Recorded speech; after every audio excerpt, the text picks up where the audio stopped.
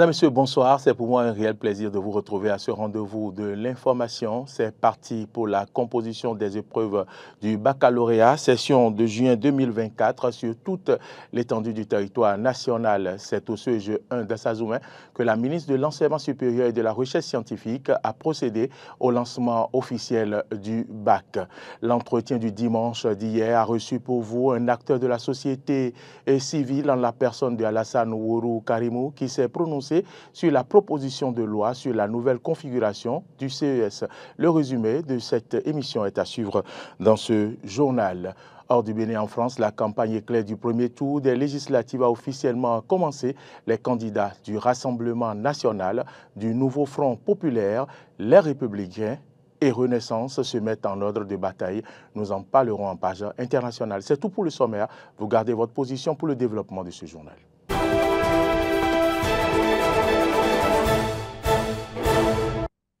Merci de votre fidélité et bienvenue dans ce journal. En bref, au Bénin, l'examen du baccalauréat session de juin 2024 a été lancé ce matin dans le département des Collines au CEG 1 de Dassazoumen, conjointement par les ministres Éléonore Yahi Ladikan et Kwaro Yves Tchabi. Au plan national, 75 373 candidats répartis dans 136 centres de composition vont à compter d'aujourd'hui à la conquête du parchemin qui leur ouvre la voie aux études universitaires. Toujours parlant du baccalauréat, dans le département du littoral, le coup d'envoi des épreuves écrites du bac session de juin 2024 a été donné ce matin au collège Père-aux-Pierre de Cotonou en présence du directeur adjoint de cabinet de la ministre de l'Enseignement supérieur et de la Recherche scientifique. Reportage Arthur Ouendo.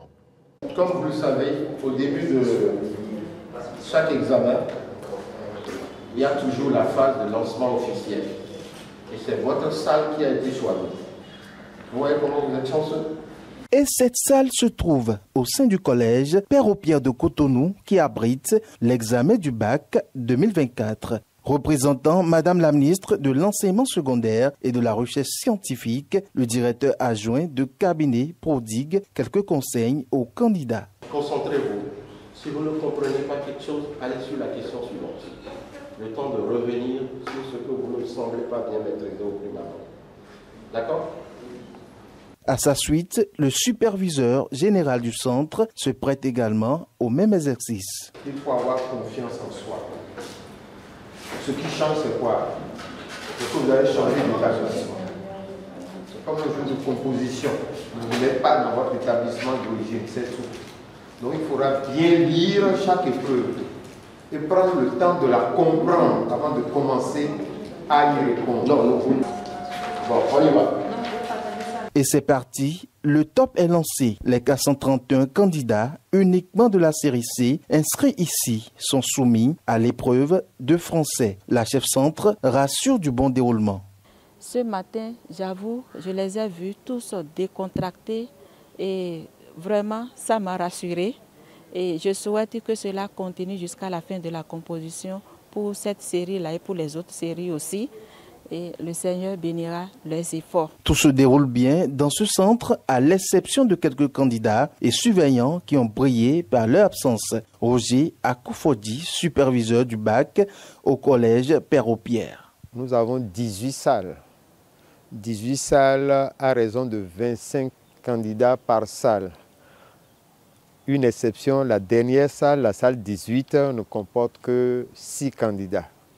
De façon générale, ce que nous avons observé par le premier tour de ce matin, c'est que l'effectif des élèves garçons est supérieur quand même à celui des filles.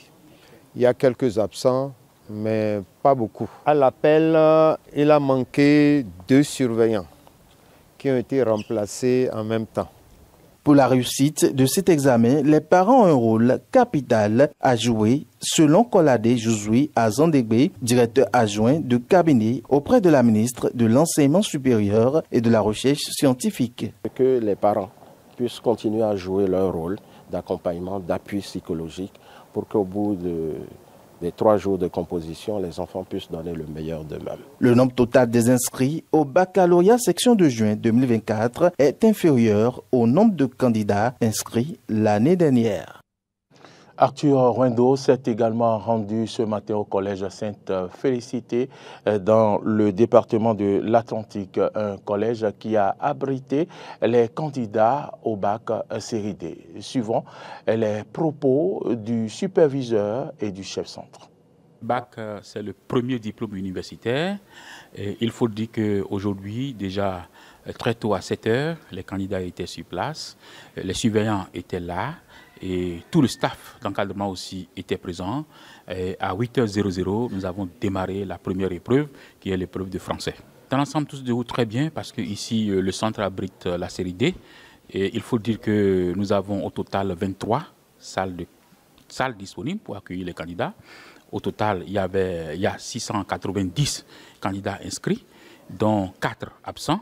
Donc nous avons 686 candidats qui sont en train de composer régulièrement et dans de bonnes conditions ici au complexe scolaire privé Sainte-Félicité de Godomé. Il n'y a pas eu d'incident grave, il n'y a pas du tout eu d'incident avec nous, chez nous.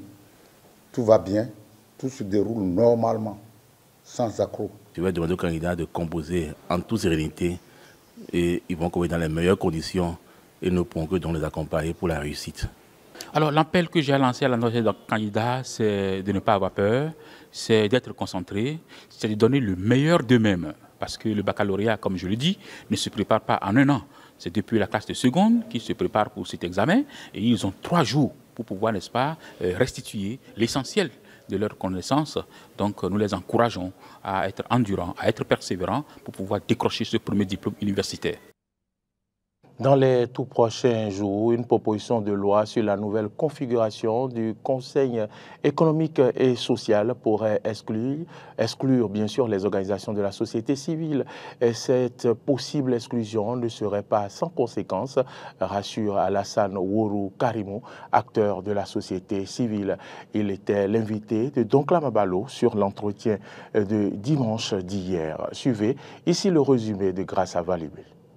Autrefois, ils étaient sollicités pour donner des avis consultatifs sur des propositions de loi ayant rapport à la vie communautaire. Le CES est une institution qui a connu le jour le 16 juillet 1992. Et le rôle de cette institution est que nous avons un avis consultatif sur certaines propositions de loi, certains projets, certaines décisions. L'hémicycle fait appel, c'est-à-dire au Conseil économique et social pour avis. Pour des avis. Parce que ça porte déjà sur, c'est-à-dire l'avis de la communauté. Une proposition de loi sur la nouvelle configuration du Conseil économique et social pourrait supprimer ce rôle des organisations de la société civile et le fait désole l'invité de Donkla Mabalo qui parle de l'impact des ONG sur les communautés. La masse du travail, du rôle que nous jouons autour du gouvernement, autour des partenaires, autour, c'est-à-dire pour les communautés. Imaginez par exemple ce que nous faisons. Nous recherchons des financements pour accompagner des communautés. Là où l'État n'a pas pu donner l'eau, nous, on peut, à travers nos relations, nos partenaires, donner de l'eau. Là où l'État n'a pas pu envoyer école, nous, on peut, à travers nos recherches, trouver un partenaire qui finance.